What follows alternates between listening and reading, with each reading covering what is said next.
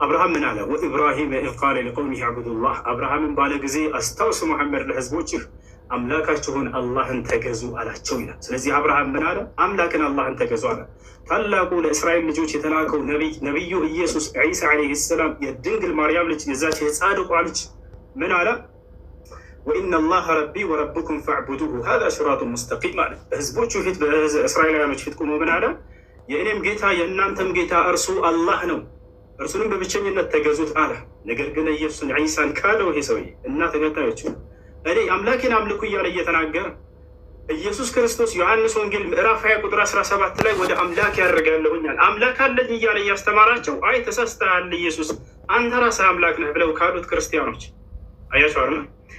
ልክ እንዲሁ ኢልያስ ምን አለ? ወኢነ ኢልያስ ለሚነ ልሙርሰሊን ኢዝ ቃለ ሊቀውሚሂ አላ ተተቁነ ተድዑነ በዕለን ወተዘሩነ አሕሰነ ልኻሊቂን አላህ ረበኩም አለ።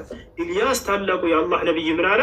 የእናንተም የአባቶቻችሁን ጌታ እርሱ አላህ ነውና አላህን ተገዙት አለ። ያው ታላቁ ኑሕ ምን አለ?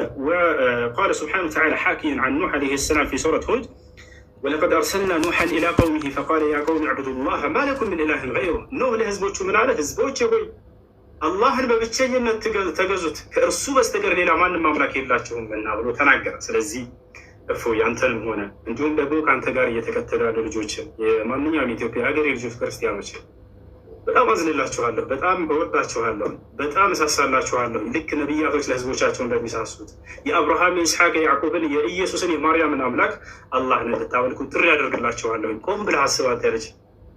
ሌላውን በመክረህ ስለ ክርስትና በደንብ አድርገህ ቤተክርስቲያን ሂደህ ተማር። ስለ እስልምና ጥያቄዎች በሚኖሩህ ጊዜ ከዚህ በኋላ ገስት ላይ የመጣህ እንድትጠይቅ አስተናግድሃለሁ በየትኛውም ሰዓት ነው። ወላሂ ከሁሉም በፊት ለአንተ ቅድሚያ ሰጥሃለሁኝ።